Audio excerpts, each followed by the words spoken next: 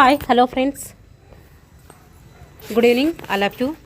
MRL study studio ಚಾನಲ್ಗೆ ತಮಗೆಲ್ಲರಿಗೂ ಸ್ವಾಗತಿಸುತ್ತಾ ಇವತ್ತಿನ ತರಗತಿಯಲ್ಲಿ ದೈಹಿಕ ಶಿಕ್ಷಣ ಶಿಕ್ಷಕರ ಒಂದು ಪಠ್ಯಕ್ರಮಕ್ಕೆ ಸಂಬಂಧಪಟ್ಟಂತಹ ಆರೋಗ್ಯ ಶಿಕ್ಷಣ ಈ ಒಂದು ವಿಷಯದಲ್ಲಿ ಬರುವಂತಹ ಮೊದಲನೇ ಅಧ್ಯಾಯ ಆರೋಗ್ಯ ಶಿಕ್ಷಣ ಈ ಒಂದು ವಿಷಯದ ಮೇಲೆ ಇವತ್ತಿನ ತರಗತಿಯನ್ನು ಮಾಡ್ತಾಯಿದ್ದೀನಿ.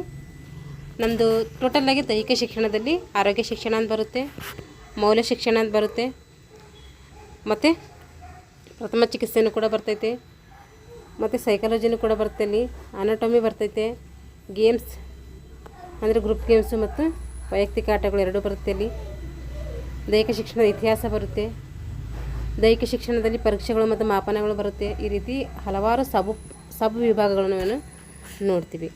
ಅದರಲ್ಲಿ ಒಂದು ಆದಂತಹ ಆರೋಗ್ಯ ಶಿಕ್ಷಣದಲ್ಲಿ ಹಲವಾರು ಟಾಪಿಕ್ಗಳು ಬರ್ತವೆ. ಹಾಗಾಗಿ ಆರೋಗ್ಯ ಶಿಕ್ಷಣದಲ್ಲಿ ಬರುವಂಥ ಆರೋಗ್ಯ ಶಿಕ್ಷಣ ಅದರದ್ದು ಅಧ್ಯಾಯ ಒಂದಾಗಿರ್ತದೆ. ಅದರ ಅರ್ಥ ಏನು, ಅದರ ವ್ಯಾಖ್ಯೆಗಳೇನು, ಅದರ ಲಕ್ಷಣಗಳೇನು, ಅದು ಯಾವ ರೀತಿ ನಾವು ಕಾಪಾಡ್ಕೊಳ್ಬೇಕು, ಇದೆಲ್ಲದರ ಬಗ್ಗೆ ಇವತ್ತಿನ ತರಗತಿಯಲ್ಲಿ ಸಂಕ್ಷಿಪ್ತವಾಗಿ ತಿಳ್ಕೊಳ್ಳೋಣ. ಇದು ಆರೋಗ್ಯ ಶಿಕ್ಷಣದ ಮೇಲೆ ನಾನು ಮಾಡ್ತಾ ಇರೋದು ಮೊದಲನೇ ವಿಡಿಯೋ ಇದು. ಈಗ ಆಂಗ್ಲ ಪದದ ಪ್ರಕಾರ ಆರೋಗ್ಯ ಅಂದರೆ ಏನು ಅಂತಂದರೆ ಸುರಕ್ಷತೆ ಮತ್ತು ಸ್ವಸ್ಥ ಸ್ಥಿತಿಯಲ್ಲಿರುವುದಕ್ಕೆ ಆರೋಗ್ಯ ಅಂತೇಳಿ ಕರಿತೀವಿ. ಸುರಕ್ಷತೆ ಮತ್ತು ಸ್ವಸ್ಥ ಸ್ಥಿತಿಯಲ್ಲಿರೋದಕ್ಕೆ ಆರೋಗ್ಯ ಅಂತೇಳಿ ಕರಿತೀವಿ. ವಿಶ್ವ ಆರೋಗ್ಯ ಸಂಸ್ಥೆಯ ಪ್ರಕಾರ ಕೇವಲ ರೋಗ ರುಜಿನಗಳ ಅನುಪಸ್ಥಿತಿಯಾಗಿರದೆ ಸಾಮಾಜಿಕ, ಮಾನಸಿಕ, ದೈಹಿಕ ಪರಿಪೂರ್ಣ ಸ್ಥಿತಿಗೆ ನಾವು ಆರೋಗ್ಯ ಅಂತೇಳಿ ಕರಿತೀವಿ. ಉತ್ತಮ ಹಲ್ಲುಗಳನ್ನು ಹೊಂದಲು ನಾವೇನು ಬೇಕು, ನಮಗೆ ಕ್ಯಾಲ್ಸಿಯಂ ಅಥವಾ ವಿಟಮಿನ್ ಸಿ ಅಂಶಗಳೇನು ಬೇಕಾಗ್ತದೆ, ನಮಗೆ ಮುಖ್ಯವಾಗಿ ಬೇಕಾಗ್ತೈತಿ. ಕ್ಯಾಲ್ಸಿಯಂ ಮತ್ತು ವಿಟಮಿನ್ ಸಿ ಏನಾಗ್ತೈತಿ, ಮುಖ್ಯವಾಗಿ ನಮಗೆ ಬೇಕಾಗ್ತದೆ. ವಿಟಮಿನ್ ಸಿ ಅಂದರೆ ಹುಳಿ ಪದಾರ್ಥ ಇರುವಂತಹ ಒಂದು ಪದಾರ್ಥಗಳಾಗಿರ್ತವೆ. ನೋಡಿರಿ, ಟೊಮೊಟೊ ಒಂದು ಏನಾಗ್ತೈತಿ, ವಿಟಮಿನ್ ಸಿ ಇರುವಂಥ ಆಹಾರ, ಇದು ತರಕಾರಿ ಆಗಿರ್ತೈತಿ. ಮೀನು, ಮಾಂಸ, ಎಣ್ಣೆ ಪದಾರ್ಥ, ಮೊಟ್ಟೆ, ಗಿಣ್ಣು, ಹಣ್ಣುಗಳು ಇವು ನಿಯಮಿತವಾಗಿ ನಾವು ಸೇವಿಸಬೇಕು. ಚರ್ಮ ಸಮಸ್ಯೆಗೆ ಸ್ಪರ್ಶ ಜ್ಞಾನ ನೀಡುವಂಥ ಜ್ಞಾನೇಂದ್ರಿಯ ಇದು ದೇಹದ ಆಂತರಿಕ ಅಂಗಗಳನ್ನು ಇದು ರಕ್ಷಿಸುತ್ತದೆ. ಹಾಗೂ ದೇಹದಲ್ಲಿ ನಿರುಪಯುಕ್ತ ದ್ರವಗಳನ್ನು ಬೆವರಿನ ಮೂಲಕ ಹೊರಹಾಕ್ತದೆ. ಅದು ಯಾವ ಅಂಗ ಅಂತಂದರೆ ಅದು ಚರ್ಮ ಏನಾಗ್ತೈತೆ, ನಮಗೆ ಸ್ಪರ್ಶಜ್ಞಾನ ನೀಡುವುದರ ಜೊತೆಗೆ ಏನು ಮಾಡ್ತದೆ, ಆಂತರಿಕ ಅಂಗಗಳನ್ನು ಕೂಡ ರಕ್ಷಣೆ ಮಾಡ್ತದೆ. ದೇಹದಲ್ಲಿರುವಂಥ ನಿರುಪಯುಕ್ತ ದ್ರವಗಳನ್ನು ಬೆವರಿನ ಮೂಲಕ ಹೊರಹಾಕ್ತದೆ. ಹೊಳಪಾದ ಚರ್ಮವು ವ್ಯಕ್ತಿಯ ಸೌಂದರ್ಯವನ್ನು ಇದು ಹೆಚ್ಚಿಸ್ತದೆ. ವಿಟಮಿನ್ ಡಿ ಚರ್ಮ ಆರೋಗ್ಯಕ್ಕೆ ಉತ್ತಮ. ಸೂರ್ಯನ ಬೆಳಕಿನ ಕಿರಣಗಳಿರುವಂಥ ವಿಟಮಿನ್ ಡಿ ಚರ್ಮದ ಆರೋಗ್ಯಕ್ಕೆ ಉತ್ತಮವಾಗಿದೆ. ವಿಟಮಿನ್ ಡಿ ಏನಾಗ್ತದೆ ಅಂದರೆ ಚರ್ಮಕ್ಕೆ ಉತ್ತಮವಾದಂಥ ಒಂದು ಪೋಷಕಾಂಶ ಸಿಗ್ತೈತೆ. ಇದು ಸೂರ್ಯನ ಬೆಳಕಿನಿಂದ ನಮಗೆ ಸಿಗ್ತೈತೆ. ಚರ್ಮದ ಕಾಂತಿಗೆ ಆಗಬೇಕಿದೆ, ಕ್ರಾಂತಿಗೆ ಆಗಿದೆ. ಚರ್ಮದ ಕಾಂತಿಗೆ ನಿಂಬೆ ರಸ ಮತ್ತು ವಿಟಮಿನ್ ಎ ಒಳಗೊಂಡ ಸ್ವಾಭಾವಿಕ ಆಹಾರ ನಾವು ಅವಶ್ಯಕವಾಗಿ ಸೇವಿಸ್ತೀವಿ.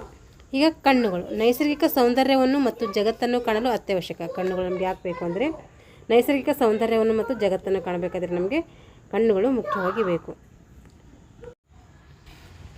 ವಿಟಮಿನ್ ಎ ಹೊಂದಿರುವ ಆಹಾರ ಸೇವನೆ ದೃಷ್ಟಿ ಸಾಮರ್ಥ್ಯ ಏನು ಮಾಡ್ತೈತೆ, ನಾವು ಕಾಪಾಡ್ಕೊಳ್ಳೋಕ್ಕೆ ಇದು ಸಹಾಯಕ ಆಗ್ತೈತೆ. ವಿಟಮಿನ್ ಎ ಇರುವಂಥ ಆಹಾರ ಪದಾರ್ಥ ಇರುತ್ತೆ. ಬೆಟ್ಟದ ನೆಲ್ಲಿಕಾಯಲ್ಲಿ ವಿಟಮಿನ್ ಎ ಇದೆ. ಇದು ಏನಾಗ್ತೈತೆ, ದೃಷ್ಟಿ ಸಾಮರ್ಥ್ಯ ಅಭಿವೃದ್ಧಿಗೆ ಸಹಕಾರಿಯಾಗ್ತೈತೆ. ಈಗ ಆರೋಗ್ಯಕರ ಪರಿಸರ, ಒಂದು ಪರಿಸರ ಇದೆ ಅಂದರೆ ಅದು ಹೇಗೆ ಆರೋಗ್ಯಕರವಾಗಿ ನಾವು ಇಟ್ಕೊಳ್ಬೇಕು ಅಂಥೇಳಿ ನೋಡಿರಿ. ಶಾಲಾ ಪರಿಸರದಲ್ಲಿ ಬರುವಂತಹ ಮುಖ್ಯವಾದ ಭೌತಿಕ ಅಥವಾ ಜೈವಿಕ ಘಟಕಗಳೆಂದರೆ ಶಾಲಾ ವಾತಾವರಣ ಆಗಿರ್ಬೋದು, ಕೊಠಡಿ ಆಗಿರ್ಬೋದು, ಪ್ರಯೋಗಾಲಯ, ಶೌಚಾಲಯ, ಆಟದ ಮೈದಾನ, ಇವೆಲ್ಲ ಏನು ಉತ್ತಮವಾದಂಥ ಒಂದು ಪರಿಸರ ಹೊಂದಲಿಕ್ಕೆ ಸಹಾಯಕ ಆಗ್ತೈತಿ.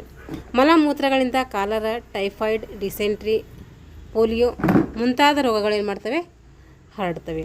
ಅದರಿಂದ ಶಾಲೆಗಳಲ್ಲಿ ಶೌಚಾಲಯಗಳನ್ನು ಸ್ವಚ್ಛವಾಗಿಟ್ಕೊಳ್ಬೇಕು. ಶೌಚಾಲಯಕ್ಕೆ ಹೋಗಿ ಬಂದ ನಂತರ ಸರಿಯಾದ ಒಂದು ಸೋಪಿನಿಂದ ಕೈಗಳನ್ನು ಸ್ವಚ್ಛವಾಗಿ ತೊಳಿಬೇಕು. ಇದು ಏನು ಮಾಡಬೇಕು, ನಾವು ಆರೋಗ್ಯವನ್ನು ಚೆನ್ನಾಗಿಟ್ಕೊಳ್ಳೋಕ್ಕೆ ಈ ರೀತಿ ನಾವು ಮಾಡಬೇಕು. ಇವಾಗ ಮಾನಸಿಕ ಆರೋಗ್ಯ, ದೈಹಿಕ ಆರೋಗ್ಯ ಎಷ್ಟು ಇಂಪಾರ್ಟೆಂಟು, ಮಾನಸಿಕ ಆರೋಗ್ಯನೂ ಕೂಡ ಅಷ್ಟೇ ಇಂಪಾರ್ಟೆಂಟ್ ಆಗಿರ್ತೈತಿ. ದೀರ್ಘಾಯುಷ್ಯ ಮತ್ತು ಆರೋಗ್ಯಕರ ಬದುಕಿಗೆ ಉತ್ತಮ ಮಾನಸಿಕ ಒಂದು ಆರೋಗ್ಯ ಅತ್ಯವಶ್ಯಕವಾಗಿ ಬೇಕು ನಮಗೆ. ಇದರ ಕೊರತೆಯಾದರೆ ವ್ಯಕ್ತಿಯು ಆತ್ಮಗೌರವ, ಸಂಬಂಧಗಳು ಹಾಗೂ ದಿನನಿತ್ಯದ ಕಾರ್ಯಕ್ಷಮತೆಗೆ ತಕ್ಕ ಧಕ್ಕೆ ಉಂಟಾಗ್ತೈತಿ. ಈ ರೀತಿ ಏನಾದರೂ ಅನಾರೋಗ್ಯಕರ ಒಂದು ಪರಿಸ್ಥಿತಿ ಬಂತು ಅಂದರೆ ಅಲ್ಲಿ ವ್ಯಕ್ತಿಯ ಗೌರವ, ಆತ್ಮಗೌರವ ಕಡಿಮೆ ಆಗ್ತೈತಿ. ಸಂಬಂಧಗಳು ಮತ್ತು ದಿನನಿತ್ಯ ಕಾರ್ಯಕ್ಷಮತೆಗೆ ಏನಾಗ್ತೈತೆ, ಅದು ಧಕ್ಕೆ ಉಂಟಾಗ್ತೈತೆ. ನಮ್ಮದು ದೈಹಿಕ ಆರೋಗ್ಯಕ್ಕಿಂತ ಏನು ಮಾಡಬೇಕು, ಮಾನಸಿಕ ಆರೋಗ್ಯ ನಮಗೆ ಅತಿ ಹೆಚ್ಚು ಪ್ರಾಮುಖ್ಯವಾಗಿರ್ತೈತೆ. ಮಾದಕ ವಸ್ತುಗಳ ಸೇವನೆ ಆಗಿರ್ಬೋದು, ಮದ್ಯಪಾನ, ಜಗಳ ಮತ್ತು ವಿನಾಶಕಾರಿ ಪ್ರವೃತ್ತಿಗಳಿಗೆ ಏನಾಗ್ತವೆ, ಕಾರಣವಾಗ್ತೈತೆ. ನಾವು ಮಾನಸಿಕವಾಗಿ ಆರೋಗ್ಯವಾಗಿ ಇರಲಿಕ್ಕೆ ಯಾವ ಅಡ್ಡಿ ಆಗ್ತವೆ ಅಂದರೆ ಮಾದಕ ವಸ್ತುಗಳ ಸೇವನೆ ಆಗಿರ್ಬೋದು, ಮದ್ಯಪಾನ, ಜಗಳ, ವಿನಾಶಕಾರಿ ಇವೆಲ್ಲ ಏನಾಗ್ತೈತೆ ನಮ್ಮ ಮಾನಸಿಕ ಆರೋಗ್ಯವನ್ನು ಕೆಡಿಸಲಿಕ್ಕೆ ಸಹಾಯಕ ಆಗ್ತವೆ. ಭಾವನೆಗಳು ಮನಸ್ಸಿನ ಮತ್ತು ಆತ್ಮದ ಚಟುವಟಿಕೆಯಾಗಿದೆ. ಭಾವನೆಗಳು ಏನಾಗಿದ್ದಾವೆ? ಮನಸ್ಸಿನ ಮತ್ತು ಆತ್ಮದ ಚಟುವಟಿಕೆಗಳಾಗಿವೆ. ಸಕಾರಾತ್ಮಕ ಭಾವನೆಗಳಾದಾಗ ಸಕಾರಾತ್ಮಕ, ನಕಾರಾತ್ಮಕ ಅಂತ ಬರ್ತವೆ. ಹಾಗಾದರೆ ಸಕಾರಾತ್ಮಕ ಭಾವನೆಗಳು ಯಾವಂದರೆ ಸುಖದಾಯಕ ಭಾವನೆಗಳಾಗಿರ್ತವೆ. ಇಲ್ಲಿ ಪ್ರೀತಿ, ಪ್ರೇಮ, ಸಂತೋಷ, ಪ್ರಶಂಸೆ ಇವು ವ್ಯಕ್ತಿಯ ಏನಾಗ್ತವೆ ಸಕಾರಾತ್ಮಕ ಒಂದು ಅಂಶಗಳಾಗಿರ್ತವೆ. ಇವು ವ್ಯಕ್ತಿ ಬೆಳವಣಿಗೆ ಮತ್ತು ಅಭಿವೃದ್ಧಿಗೆ ಸಹಕಾರಿಯಾಗ್ತವೆ. ಇವಾಗ ನಕಾರಾತ್ಮಕ ಭಾವನೆಗಳೇನು? ಭಯ ಆಗಿರ್ಬೋದು, ತಿರಸ್ಕಾರ, ಅವಮಾನ, ಸಿಟ್ಟು, ಅಸೂಯೆ, ದುಃಖ ಇದು ಏನಾಗ್ತವೆ ನಕಾರಾತ್ಮಕ ಭಾವನೆಗಳಾಗ್ತವೆ. ಇದಕ್ಕೆ ಕಾರಣ ಇತರ ವ್ಯಕ್ತಿಗಳ ನಡವಳಿಕೆಗಳು ಪ್ರಮುಖ ಕಾರಣವಾಗಿರ್ತವೆ. ಇದು ಸಾಮಾಜಿಕ ಪರಿಸರ. ಆರೋಗ್ಯ, ಶಿಕ್ಷಣ ಮತ್ತು ಸಾಮಾಜಿಕ ಆರೋಗ್ಯ ಒಂದೇ ನಾಣ್ಯದ ಎರಡು ಮುಖಗಳಿದ್ದಂತೆ. ಪ್ರೊಫೆಸರ್ ಬ್ರೊಂಕಿಗೈನರ್ ಅಭಿಪ್ರಾಯದಲ್ಲಿ ಒಂದು ವಿಜ್ಞಾನ ಸಂಕಲನ ಮತ್ತು ಅದನ್ನು ಕಾರ್ಯಗತ ಮಾಡುವ ವಿಧಾನವೇ ಸಾಮಾಜಿಕ ಆರೋಗ್ಯವಾಗಿದೆ ಅಂತೇಳಿ ನಾವು ಹೇಳ್ತೀವಿ. ಸಾಮಾಜಿಕ ಆರೋಗ್ಯವನ್ನು ಕಾಪಾಡುವುದು ಪ್ರತಿಯೊಬ್ಬ ಒಂದು ನಾಗರಿಕನ ಆದ್ಯ ಕರ್ತವ್ಯವಾಗಿರ್ತೈತಿ. ಈಗ ಆರೋಗ್ಯಕರ ಪರಿಸರ, ವಾಯು ವಿಹಾರ ಇರಬೇಕಲ್ಲಿ. ಒಂದು ಆರೋಗ್ಯಕರ ಪರಿಸರ ಇರಬೇಕಂದ್ರೆ ಏನಿರಬೇಕಂದ್ರೆ ವಾಯು ವಿಹಾರ ಇರಬೇಕು, ಮತ್ತು ವ್ಯಾಯಾಮ ಶಾಲೆಗಳಿರಬೇಕು, ಏರೋಬಿಕ್ಸ್ ಕೇಂದ್ರಗಳಿರಬೇಕು, ಈಜುಕೊಳ ಇರಬೇಕು, ಕ್ರೀಡಾ ತರಬೇತಿ ಇರಬೇಕು. ಹಾಗಾದರೆ ವಾಯು ವಿಹಾರ ನೋಡಿರಿ, ವಾಯು ವಿಹಾರ ಮಾಡಿದ್ರೆ ಏನಾಗ್ತೈತೆ? ರಕ್ತ ಸಂಚಾರ ಉತ್ತಮಗೊಳ್ತೈತೆ. ಅಂದರೆ ನಾವು ವಾಕಿಂಗ್ ಮಾಡ್ತೀವಲ್ಲ ಅದು ಏನು ಮಾಡ್ತೀವಿ? ರಕ್ತ ಸಂಚಾರ ಉತ್ತಮಗೊಳ್ತೈತಿ. ಚರ್ಮದ ಆರೋಗ್ಯಕ್ಕೆ ಅಗತ್ಯ ಇರುವಂಥ ವಿಟಮಿನ್ ಡಿ ಸಿಗ್ತೈತೆ. ಶರೀರಕ್ಕೆ ಅಗತ್ಯವಾದ ಆಮ್ಲಜನಕ ದೊರೆತೈತೆ. ಅಂದರೆ ಚೆನ್ನಾಗಿ ಗಾಳಿ ಬೆಳಕು ಬರಲಿ. ಬೆಳಗ್ಗೆ ಟೈಮ್ನಾಗ ಏನು ಮಾಡಬೇಕು? ನಾವು ವಾಕಿಂಗ್ ಮಾಡಿದ್ರೆ ಅಲ್ಲೇನು ಸಿಗ್ತೈತೆ? ನಮಗೆ ಒಳ್ಳೆಯ ಆಕ್ಸಿಜನ್ ಸಿಗ್ತೈತೆ. ಹಾಗೆ ವಿಟಮಿನ್ ಡಿಯನ್ನು ಕೂಡ ನಮ್ಮ ಶರೀರಕ್ಕೆ ಸಿಗ್ತೈತೆ. ವ್ಯಾಯಾಮ ಶಾಲೆಗಳು ಉಪಕರಣ ಸಹಿತ ಮತ್ತು ಉಪಕರಣ ರಹಿತ ವ್ಯಾಯಾಮ ಶಾಲೆಗಳಿರ್ತವೆ. ಉಪಕರಣ ಸಹಿತ ಮತ್ತು ಉಪಕರಣ ರಹಿತ ವಿವಿಧ ವ್ಯಾಯಾಮಗಳನ್ನು ವೈಜ್ಞಾನಿಕವಾಗಿ ಮಾಡಲು ಅನುಕೂಲಕರವಾದಂಥ ಸುಸಜ್ಜಿತ ಒಂದು ಸ್ಥಳಗಳಿಗೆ ವ್ಯಾಯಾಮ ಶಾಲೆಗಳು ಅಂತಲೂ ಕರಿತೀವಿ. ವ್ಯಾಯಾಮ ಶಾಲೆಗಳಿಂದ ಏನು ಉಪಯೋಗ ಆಗ್ತವೆ ನಮಗೆ ಅಂದರೆ ಉತ್ತಮ ಒಂದು ನಿಲುವು ಹೊಂದಲಿಕ್ಕೆ ವ್ಯಾಯಾಮಗಳು ಸಹಕಾರಿಯಾಗ್ತವೆ. ವೇಗ, ಕಷ್ಟ ಸಹಿಷ್ಣುತೆ, ಚಪಲತೆ, ಮೈಮಣೆತ, ಬಲ ಮುಂತಾದವುಗಳ ಒಂದು ಅಭಿವೃದ್ಧಿ ಹೊಂದಲಿಕ್ಕೆ ನಮಗೆ ವ್ಯಾಯಾಮ ಶಾಲೆಗಳು ಅವಶ್ಯಕವಾಗಿ ಬೇಕಾಗ್ತವೆ. ಸರ್ವತೋಮುಖ ಬೆಳವಣಿಗೆಗೂ ಕೂಡ ಈ ಒಂದು ವ್ಯಾಯಾಮ ಶಾಲೆಗಳು ಏನು ಮಾಡ್ತವೆ? ಪೂರಕವಾಗಿರ್ತವೆ. ಈಗ ಏರೋಬಿಕ್ಸ್ ಕೇಂದ್ರಗಳು, ಏರೋಬಿಕ್ಸ್ ಮಾದರಿಯ ವ್ಯಾಯಾಮಗಳನ್ನು ಮಾಡುವಂತಹ ಸ್ಥಳಗಳಿಗೆ ಏನಂತೀವಿ? ಏರೋಬಿಕ್ ಕೇಂದ್ರಗಳು ಅಂತೇಳಿ ಕರಿತೀವಿ.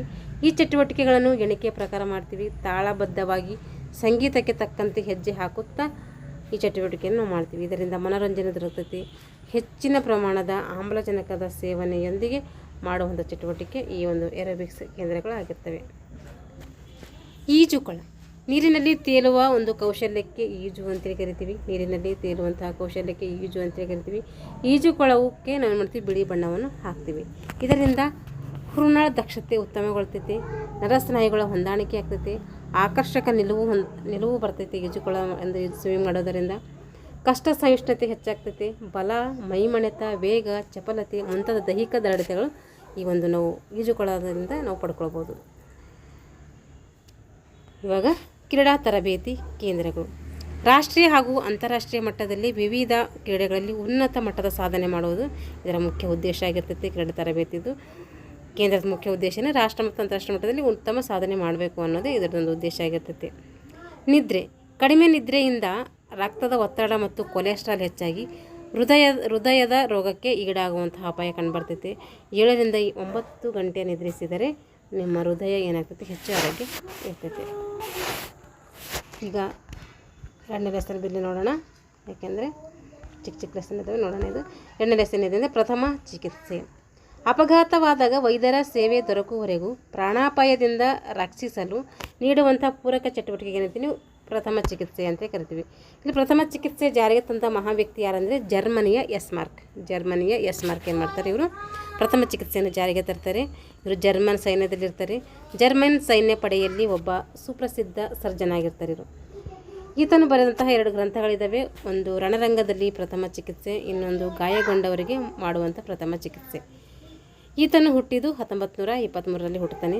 ಹಾಗಾದರೆ ಪ್ರಥಮ ಚಿಕಿತ್ಸೆ ಸಲಕರಣೆಗಳು ಏನೇನಿರ್ತವೆ ಅಂತ ಹೇಳಿ ನೋಡ್ರಿ. ವಿವಿಧ ಪ್ರಕಾರದ ಬ್ಯಾಂಡೇಜ್ ಇರ್ತೈತಿ, ಹತ್ತಿ, ನೋವು ನಿವಾರಕ ಸ್ಪ್ರೇ ಇರ್ತೈತಿ, ಮಾತ್ರೆಗಳಿರ್ತವೆ, ಟಿಂಚರ್ ಇರ್ತೈತಿ, ಅಯೋಡಿನ್ ಇರ್ತೈತಿ, ಸೋಡಿಯಂ ಇರ್ತೈತಿ, ಬೈಕಾರ್ಬನೇಟ್ ಇರ್ತೈತಿ, ಸೋಡಿಯಂ ಬೈಕಾರ್ಬನೇಟ್ ಇರ್ತೈತಿ, ಜಿಗುಟು ಪಟ್ಟಿಗಳಿರ್ತವೆ, ಬ್ಲೇಡ್ ಬರ್ತೈತೆ, ಕತ್ರಿ ಇರ್ತೈತೆ, ಚಿಮ್ಮಟ್ಟಿಗೆ ಇರ್ತೈತಿ, ವಿವಿಧ ಮುಲಾಮುಗಳಿರ್ತವೆ. ಅದರಲ್ಲಿ ಏನಿಲ್ಲ, ಸಿರಿಂಜ್ ಇಲ್ಲ. ಸಿರಿಂಜ್ ಯಾವುದು ಇರಬಾರ್ದು ಅಂತ ಕೇಳಿದ್ದಾರೆ ಕ್ವಶನಲ್ಲಿ.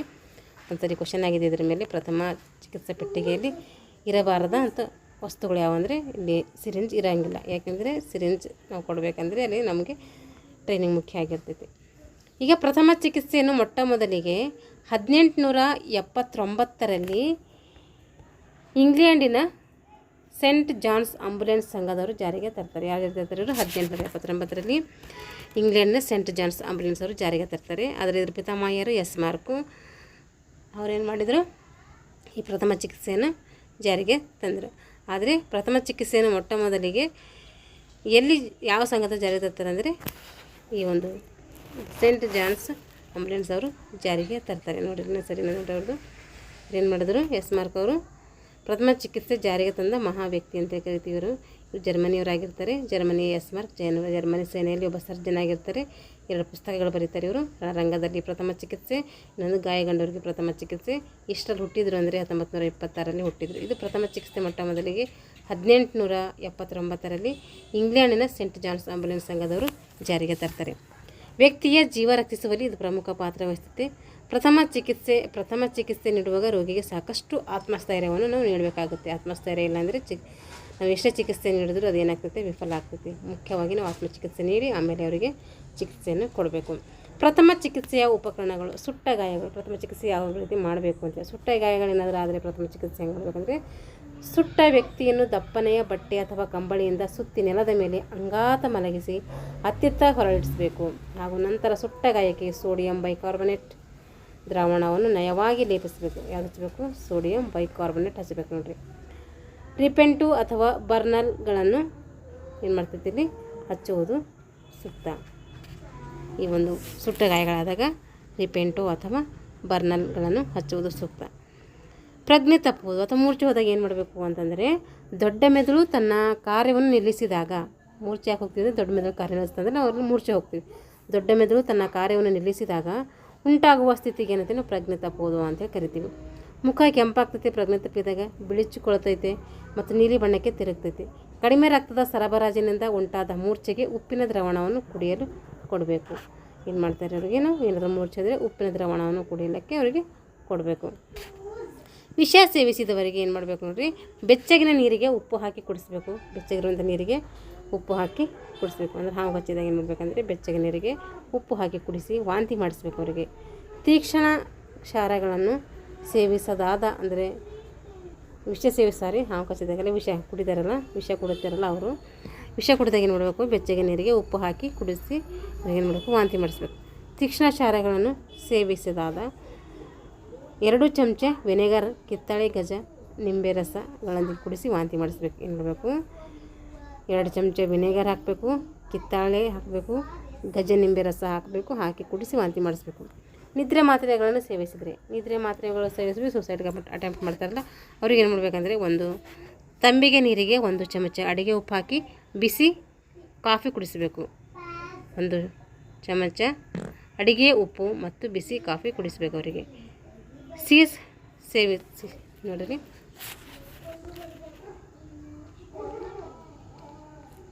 ಈಗ ಸೀಸ್ ಸೇವಿಸಿದವರಿಗೆ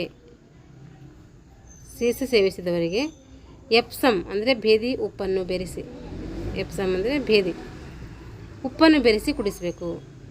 ಅದನ್ನು ಒಂಥರ ಪ್ರಕಾರ ಅದನ್ನು ಕೂಡ ಏನಾಗ್ತದೆ? ವಿಷ ಆಗಿರ್ತೈತೆ. ಅವ್ರಿಗೆ ಏನು ಮಾಡಬೇಕು? ಸೀಸ್ ಸೇವಿಸಿದವರಿಗೆ ಅಂದರೆ ಎಪ್ಸಮ್ ಉಪ್ಪನ್ನು ಬೆರೆಸಿ ಕುಡಿಸಬೇಕು. ಪ್ರಬಲ ದ್ರವಣಗಳನ್ನು, ಪ್ರಬಲ ಆಮ್ಲಗಳು, ಕ್ಷಾರಗಳು, ಪೆಟ್ರೋಲಿಯಂ ಉತ್ಪನ್ನಗಳನ್ನು ಸೇವಿಸಿದಾಗ, ಪ್ರಬಲ ಆಮ್ಲಗಳು ಸ್ಟ್ರಾಂಗ್ ಆಗಿರ್ತಲ್ಲ ಅಂಥವೇನಾದರೂ ಸೇವಿಸಿದಾಗ ವಾಂತಿ ಮಾಡಿಸಬಾರ್ದು. ತುಟಿಗಳು ಮತ್ತು ಬಾಯಿ ಸುಟ್ಟಾಗ ಇಲ್ಲಿ ಮಾಡಬಾರ್ದು, ಇಲ್ಲಿ ವಾಂತಿ ಮಾಡಿಸ್ಬಾರ್ದು. ಈಗ ನಾಯಿ ಕಡಿದ್ರೆ ಏನು ಮಾಡಬೇಕು ನೋಡ್ರಿ? ನಾಯಿಯು ರೇಬಿಸ್ ರೋಗದಿಂದ ನರಳುತ್ತಿದ್ದರೆ ಆ ರೋಗವು ಕಡಿತಕ್ಕೊಳಪಟ್ಟ ವ್ಯಕ್ತಿಗೆ ಏನಾಗ್ತೈತೆ? ವರ್ಗಾವಣೆ ಆಗ್ತೈತೆ. ಈ ಸ್ಥಿತಿಯನ್ನು ಏನಂತೀವಿ? ಹೈಡ್ರೋಫೋಬಿಯಾ ಅಂತೇಳಿ ಕರಿತೀವಿ. ಏನಾದರೂ ನಾಯಿ ಕಚ್ಚಿ ರೇಬಿಸ್ ರೋಗ ಬಂದಿದ್ದಕ್ಕೆ ಏನಂತೀವಿ? ನಾವು ಹೈಡ್ರೋಫೋಬಿಯಾ ಅಂತೇಳಿ ಕರಿತೀವಿ. ನಾಯಿಯನ್ನು ಸಾಯಿಸಬಾರ್ದು. ಅದನ್ನು ಕಡಿದ ಮೇಲೆ 10 ದಿನಗಳವರೆಗೆ ವೀಕ್ಷಣೆಯಲ್ಲಿ ಇಡಬೇಕು. ಒಂದು ವೇಳೆ ನಾಯಿಯು ಆರೋಗ್ಯವಾಗಿದ್ದರೆ ರೇಬಿಸ್ ರೋಗದ ಅಪಾಯವಿಲ್ಲ ಅಂತ ಅರ್ಥ. ಜೊಲ್ಲು ರಸವನ್ನು ಒರೆಸಿ ಗಾಯವಾದ ಸ್ಥಳವನ್ನು ಸಾಬೂನು ಅಥವಾ ಸಾಕಷ್ಟು ನೀರಿನಿಂದ ತೊಳೆಯಬೇಕು.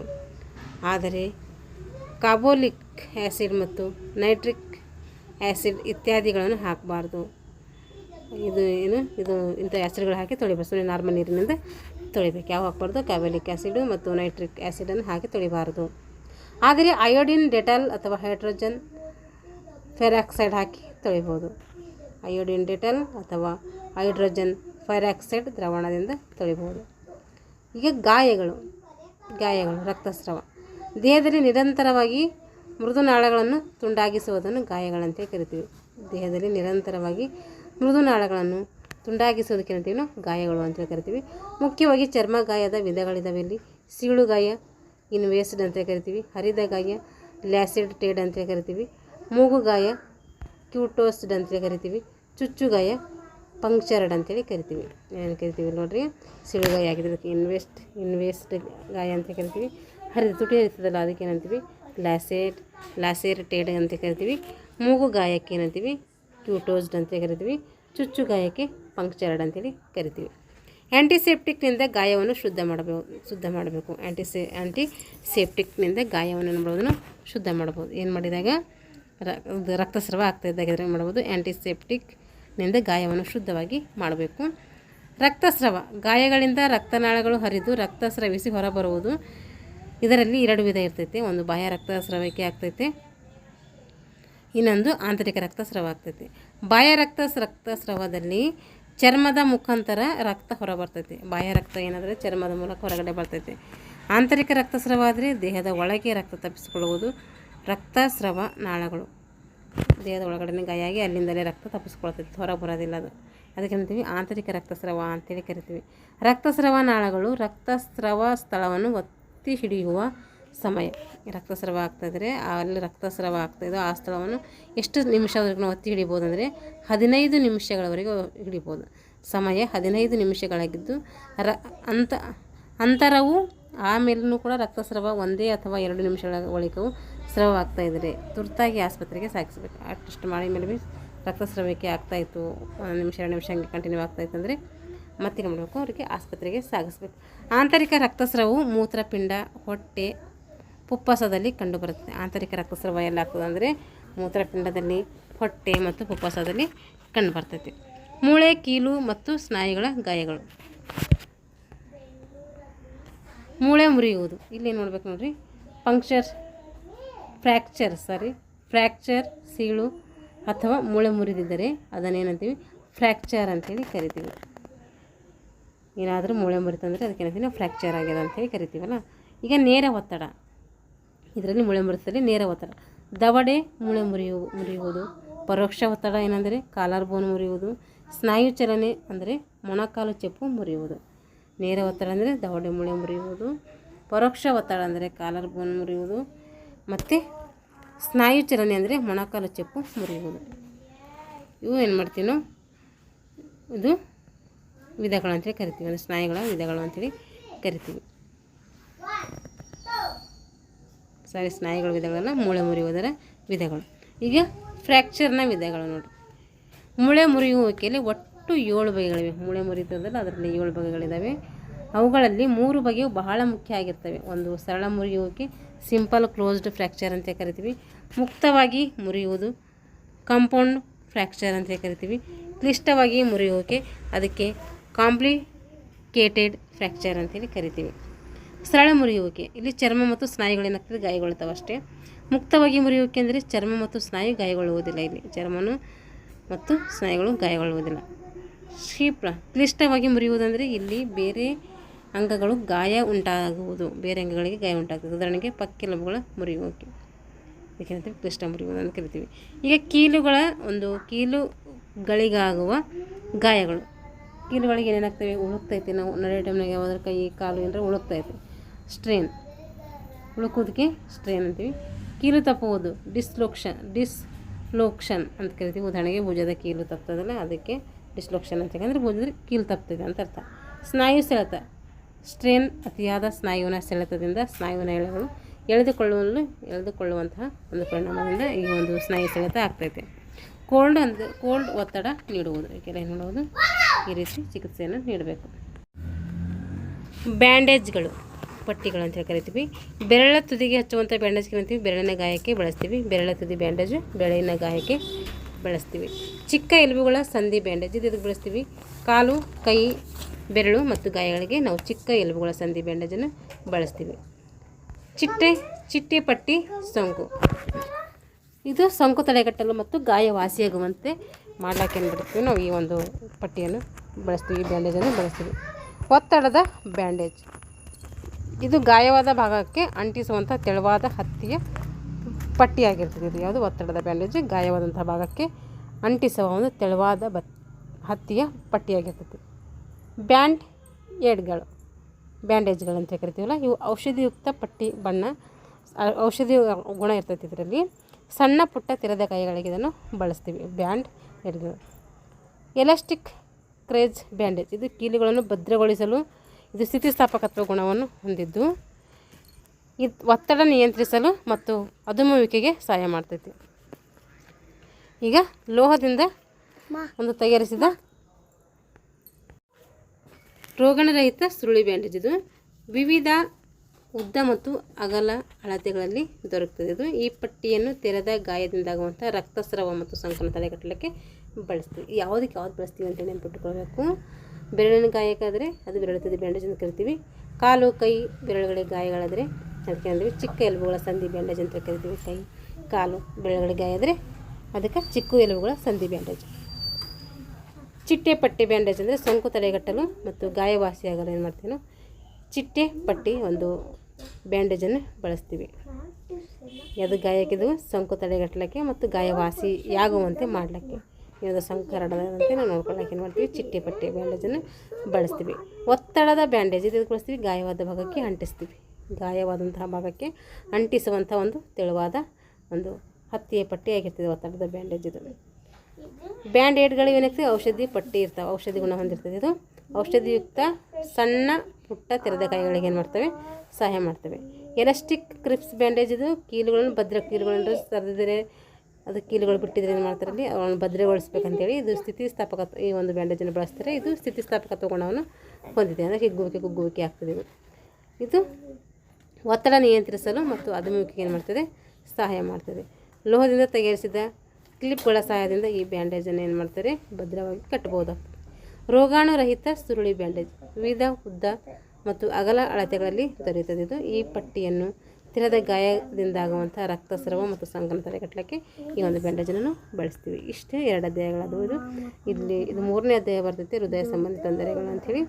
ಇಲ್ಲ ಇದನ್ನು ಕೊಟ್ಟಿದ್ದಾರೆ, ಬಟ್ ಇಲ್ಲಿಂದು 3ನೇ ಲೆಸನ್ ಸ್ಟಾರ್ಟ್ ಆಗ್ತೈತೆ. ಸ್ವಲ್ಪ ಈ ಒಂದು ಬುಕ್ಸಲ್ಲಿ ಸ್ವಲ್ಪ ತಿದ್ದುಪಡಿಗಳಿದ್ದಾವೆ. ಈ ಸ್ಪರ್ಧಾ ಸಾಹಿತ್ಯ ಬುಕ್ಸಲ್ಲಿ ಸ್ವಲ್ಪ ನಾವು ಕರೆಕ್ಷನ್ ಮಾಡ್ಕೊಂಡು ಓದ್ಕೊಳ್ಬೇಕು. ಅದರಲ್ಲಿ ಎಷ್ಟೇ 3ನೇ ಲೆಸನ್ ಬಂದು ಬರಬೇಕಲ್ಲಿ ಅಲ್ಲಿ ಪರಿವಿಡಿ ನೋಡಿದರೆ 3ನೇ ಲೆಸನ್ ಅಂತ ಕೊಟ್ಟಿದ್ದಾರೆ. ಇಲ್ಲ 5ನೇದು ಅಂತ ಹಿಂಗೆ ಹಾಕಿದ್ದಾರೆ. ಇಷ್ಟೇನಾಯಿತು ದೈಹಿಕ ಶಿಕ್ಷಣಕ್ಕೆ ಸಂಬಂಧಪಟ್ಟಂಥ ಆರೋಗ್ಯ ಶಿಕ್ಷಣ ಮತ್ತು ಪ್ರಥಮ ಚಿಕಿತ್ಸೆ ಬಗ್ಗೆ ನೋಡಿದ್ವಿ. ಸಂಕ್ಷಿಪ್ತವಾಗಿ ತಿಳ್ಕೊಂಡಿವಿ. ಮುಂದಿನ ಒಂದು ತರಗತಿಯಲ್ಲಿ ಮುಂದಿನ ಲೆಸನ್ನೊಂದಿಗೆ ಮತ್ತೆ ಭೇಟಿಯಾಗೋಣ ಅಂತ ಹೇಳ್ತಾ ಇಲ್ಲಿಗೆ ತರಗತಿಯನ್ನು ಮುಗಿಸ್ತಾ ಇದ್ದೀನಿ. ಎಲ್ಲರಿಗೂ ಧನ್ಯವಾದಗಳು.